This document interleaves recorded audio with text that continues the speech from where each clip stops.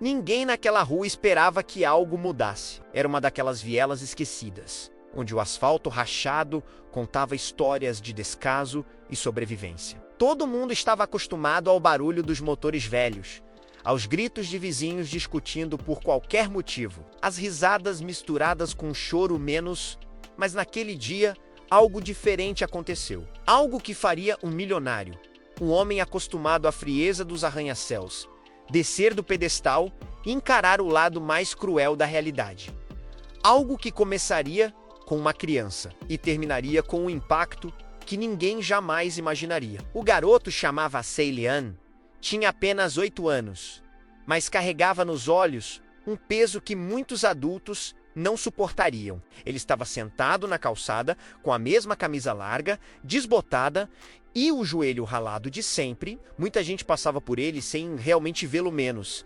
Mas naquela tarde, 3 figuras se aproximaram com passos que ecoavam violência antes mesmo do primeiro gesto. Eram adolescentes mais velhos, conhecidos por infernizar quem não podia se defender. Ilian, pequeno demais, era sempre um alvo fácil. O primeiro empurrão foi leve, quase como um aviso. O segundo já o derrubou. O terceiro veio com uma risada que rasgou o silêncio da rua. Alguns vizinhos olharam de longe, mas não fizeram nada. A mãe de Liane estava no trabalho, na limpeza de um restaurante a 5 quarteirões dali. E o garoto, sozinho, tentava juntar suas coisas do chão.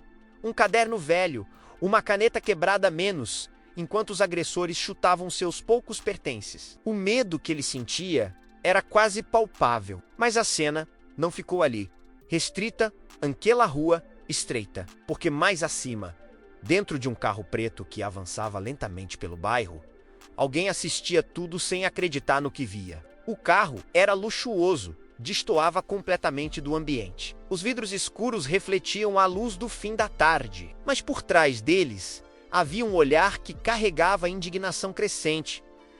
Adriel Vasconcelos, um dos empresários mais bem-sucedidos e discretos da cidade, um homem que muitos achavam inalcançável, quase inacessível. Ele estava ali de passagem, apenas cuidando de uma obra que financiava menos, ou pelo menos era para ser apenas de passagem.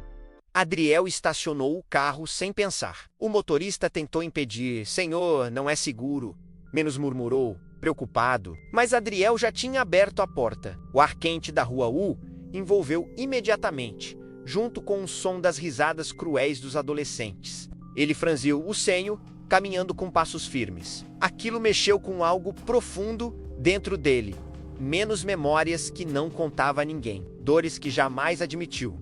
Lembranças de um menino pobre que um dia também foi empurrado no chão sem que ninguém o ajudasse. Quando um milionário se aproximou, os agressores pararam por alguns segundos, talvez tentando entender por que alguém tão bem vestido estava vindo naquela direção. Adriel não levantou a voz, não ameaçou, não apelou para a superioridade social. Ele apenas olhou, com uma frieza que fazia qualquer um recuar. "Chega!", disse ele, firme. Os adolescentes trocaram olhares. Um deles tentou rir, mas a presença de Adriel tinha algo de intimidador, algo que não vinha da riqueza, mas da convicção. Aos poucos, um por um, eles se afastaram, ainda reclamando, mas longe de enfrentá-lo. Quando todos foram embora, Adriel se abaixou e olhou para Lian.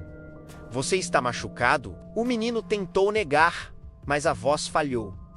Seus olhos vermelhos, o queixo trêmulo. Adriel reconheceu aquilo. Reconheceu como se estivesse vendo a si mesmo há décadas. Ele pegou o caderno dobrado, limpou a capa com cuidado e devolveu ao menino. "Vamos arrumar isso, está?", disse, com uma calma que Lian não ouvia há muito tempo. Uma porta se abriu ao longe. Uma vizinha, que tudo havia visto, apareceu finalmente, coitadinho. "Isso acontece toda semana", murmurou, com uma culpa tardia. Mas Adriel não respondeu. Ele estava analisando o ambiente, os olhares, o abandono. Algo dentro dele queimava como fogo. Aquela cena acendeu uma decisão súbita, explosiva, inadiável. Ele não era o tipo de homem que ignorava injustiças. Não mais. Porque o que fizeram com aquela criança era imperdoável. E Adriel não sairia daquela rua até mudar alguma coisa. A partir daquele instante, a vida de Lian, de sua mãe e até mesmo da comunidade inteira estava prestes a virar de cabeça para baixo. E o milionário, que sempre viveu longe das pessoas comuns, finalmente iria agir menos com toda a força, influência e coragem que ninguém imaginava que ele tinha. Adriel levou alguns segundos para entender o que estava realmente acontecendo ali. Não era apenas um caso isolado de bullying. Havia algo mais profundo, mais grave, algo que fazia o peito de Lian tremer cada vez que ele respirava. O milionário notou isso nos pequenos detalhes. O menino se encolhia ao menor movimento brusco. Olhava ao redor como se estivesse sempre esperando que alguém surgisse para machucá-lo de novo. Aquele tipo de comportamento não nasce em um dia menos.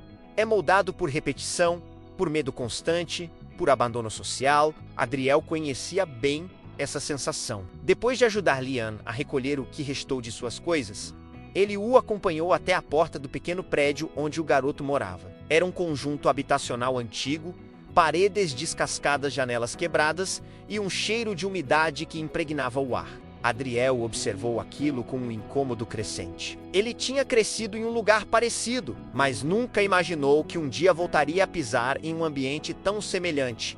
E pior ainda, como testemunha de uma injustiça.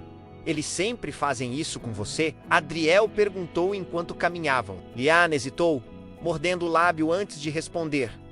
Às vezes, murmurou, baixinho. Às vezes, quando o menino ergueu o olhar pela primeira vez. Quase todo dia. Aquilo bateu em Adriel como um soco. O milionário respirou fundo, tentando controlar a raiva. E ninguém faz nada? Insistiu. Lian deu de ombros. Era uma resposta que dizia muito mais do que palavras. Quando chegaram ao prédio, uma porta velha se abriu e uma mulher saiu apressada. Mara, a mãe do garoto, vinha direto do trabalho, com a mochila nas costas e ainda vestida com o uniforme do restaurante. Seus olhos se arregalaram ao ver o filho com o rosto arranhado. Lian, o que aconteceu? Ela correu, puxando o menino para perto. Foi só um tombo, mãe. Ele disse rápido, nervoso, tentando esconder a verdade. Mas havia algo no modo como Mara o segurava, como examinava cada machucado, que revelava que aquilo não era novidade. Ela já esperava. Doía vê-lo assim, mas era como se tivesse se acostumado com a dor. Adriel observou a cena em silêncio. Não queria intimidar ninguém, muito menos parecer que estava ali para julgar. Seu filho foi atacado, disse ele, com a voz baixa, porém firme. Eu vi tudo. Mara congelou. Seus olhos se levantaram lentamente até encontrar os dele. Você ajudou ele? Perguntou, surpresa. Eu não consegui ficar parado. Mara apertou a mão de Lian, tremendo. Obrigada, de verdade, mas não devia ter se arriscado. Esse bairro não é seguro. Adriel olhou ao redor. É por isso que ninguém faz nada? A pergunta ficou suspensa no ar. Mara respirou fundo, a voz embargando. Eu tento proteger ele, mas trabalho o dia inteiro. E quando não estou aqui, ele fica sozinho. Não tenho escolha. O silêncio que seguiu foi pesado. Adriel percebeu que aquela mulher carregava sozinha uma responsabilidade que sufocava. Não era uma mãe descuidada. Era apenas alguém lutando com as armas que tinha menos e perdendo, porque não havia ninguém para ajudá-la. A porta do prédio gemeu quando Mara empurrou para abrir. Adriel viu o interior. Escada estreita, paredes piteadas, fios aparentes. Cheiro de mofo. Lian subiu correndo, como se já estivesse acostumado com o cenário. Não precisa entrar, Mara disse, gentil, mas com vergonha evidente. Obrigada novamente, mas já está tudo bem. Adriel quase aceitou se afastar. Quase, mas uma voz interna menos a mesma que ecoava desde o momento em que viu Lian cair na rua. Menos disse que não estava tudo bem e que ele não deveria ir embora. Senhora Mara, ele chamou antes que ela fechasse a porta. Isso aconteceu muitas vezes, não é? Ela desviou o olhar. Não quero incomodar ninguém com meus problemas. Não está me incomodando, mas o que o senhor pode fazer? Ela perguntou, sincera. Esses garotos atormentam qualquer um, e ninguém enfrenta eles Porque, bem, eles têm gente por trás, gente perigosa. Adriel franziu o senho. Gente como quem? Mara balançou a cabeça. Melhor o senhor não se envolver, mas Adriel não funcionava assim. Sua mente já trabalhava rápido, analisando, conectando, percebendo que aquela situação ia muito além de 3 adolescentes revoltados. O que fizeram com seu filho fez você ter medo, ele disse, mas fez eu tomar uma decisão. Mara arqueou as sobrancelhas. Que decisão? Eu vou cuidar disso. Ela soltou um riso nervoso, quase triste. Desculpe, mas ninguém consegue mudar essa situação. Adriel então deu um passo à frente, sem arrogância, apenas com uma determinação em comum. Eu consigo. Havia algo na voz dele, algo que fez Mara acreditar por um segundo, mesmo sem entender por quê. Mas antes que ela respondesse, passos ecoaram na rua. Ao longe, Renan, Beto e Caio reapareciam na esquina, rindo alto, como se nada tivesse acontecido. Adriel os encarou à distância, e eles se calaram no mesmo instante. Havia uma promessa silenciosa naquele olhar, e nenhum deles ousou se aproximar. Mara engoliu seco. Por favor, não vá atrás deles. Pode ser perigoso. Perigoso para quem? Adriel respondeu calmamente. Ele sabia que aquela situação tinha raízes profundas e estava disposto a arrancá-las. A partir daquele momento, Adriel Vasconcelos não era apenas um milionário que testemunhou uma injustiça. Ele se tornaria um agente de mudança. E tudo começaria naquela noite. Exatamente ali, naquela rua esquecida, onde um garoto chorou em silêncio por ajuda que finalmente havia chegado. A estrada estava silenciosa, enquanto Augusto dirigia com as mãos firmes no volante, tentando fingir uma calma que ele não sentia. Ao lado, Gabriel observava o mundo pela janela, como alguém que ainda tentava acreditar que aquilo não era um sonho estranho. A mãe vinha atrás, apreensiva, segurando o celular como se fosse um colete salva-vidas. Vocês vão ficar bem menos, disse Augusto, olhando rapidamente pelo retrovisor.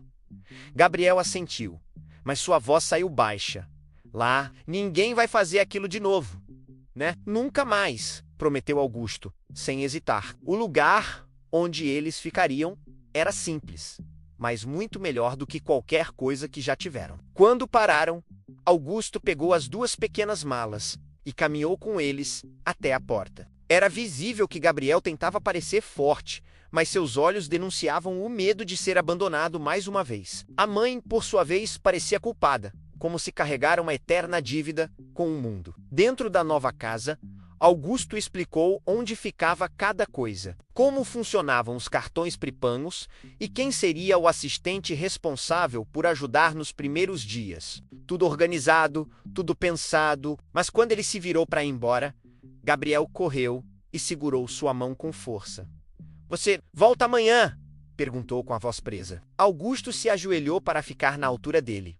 Eu volto, eu prometo. A mãe observou aquela cena, lutando para conter as lágrimas. Doutor, obrigada. Eu não sei como alguém faz tudo isso por nós. Augusto respirou fundo. Porque alguém devia ter feito por mim quando eu era criança? Menos respondeu. Simples, honesto. Ele deixou a casa.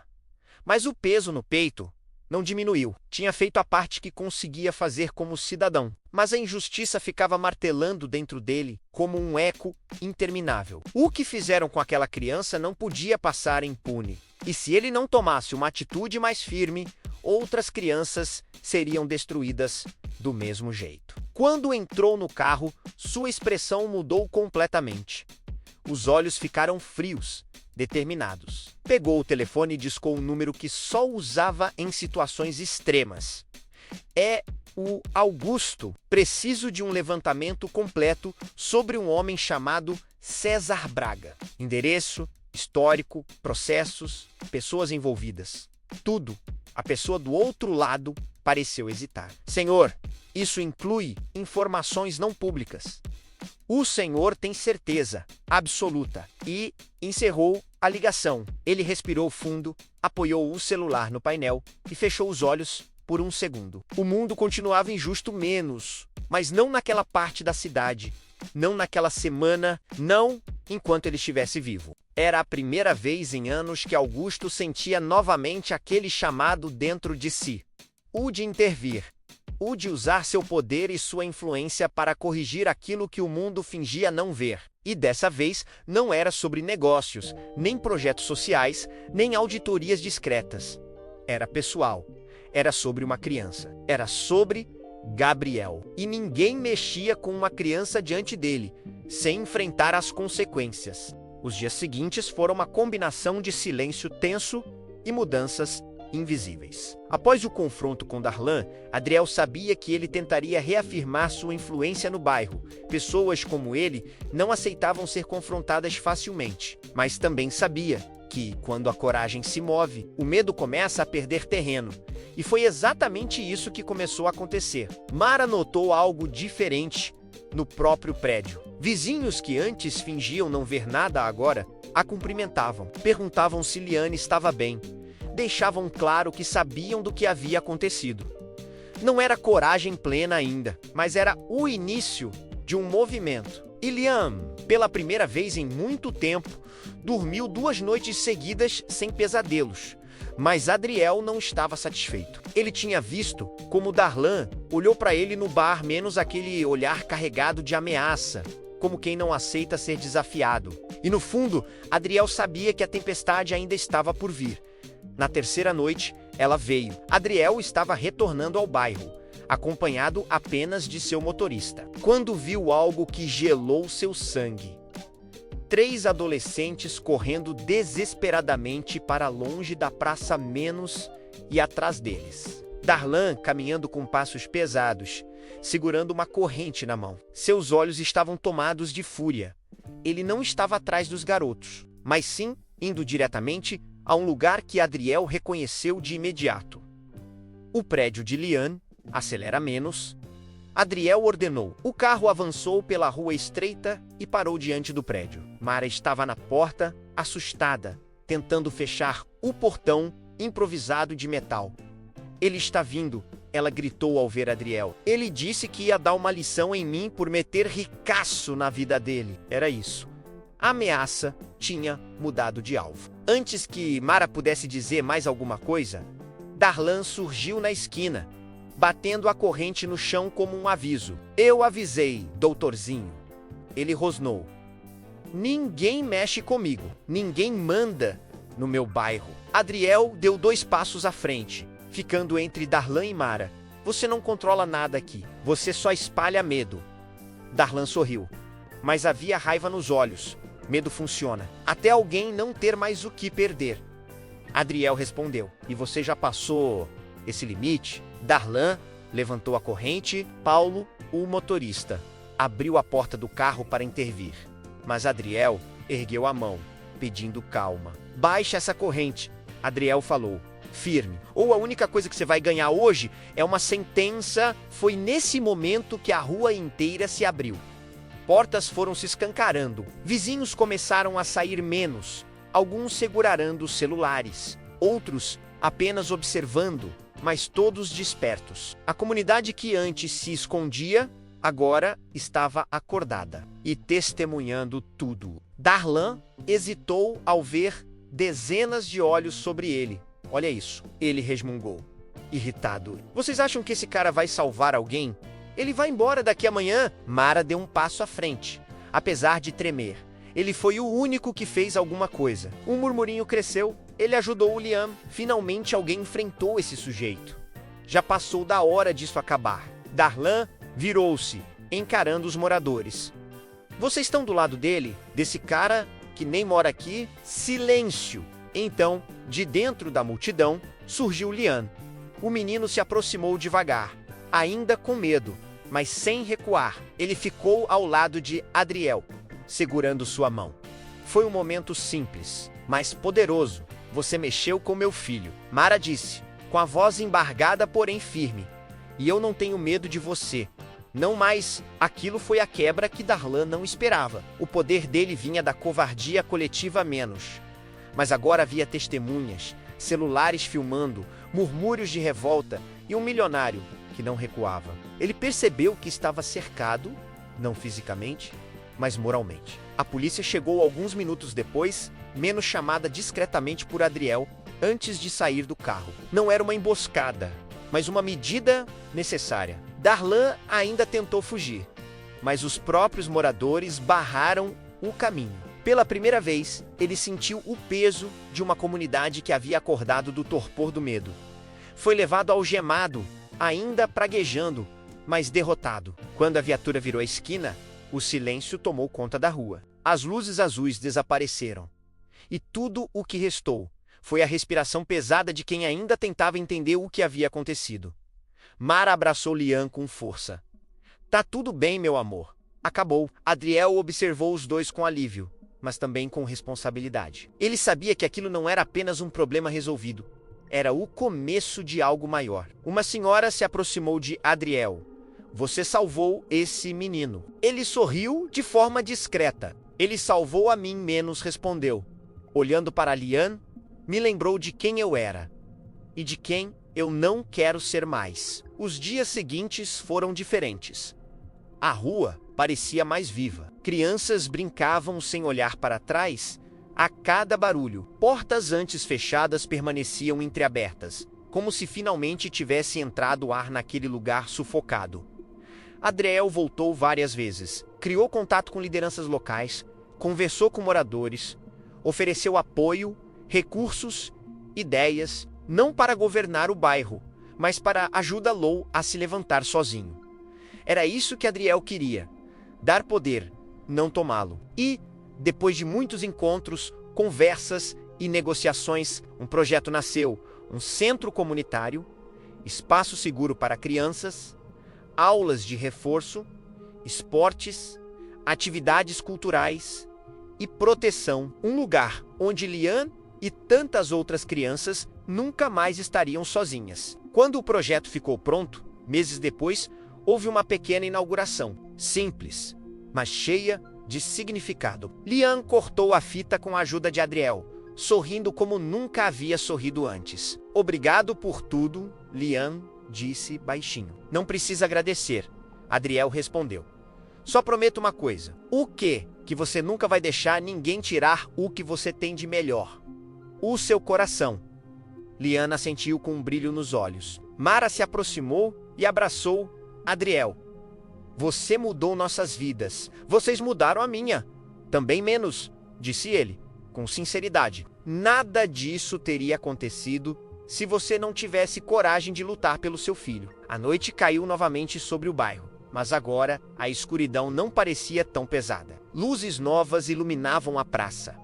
Sorrisos ecoavam, e pela primeira vez em muito tempo havia esperança. Tudo porque aquilo que fizeram com uma criança fez um milionário agir.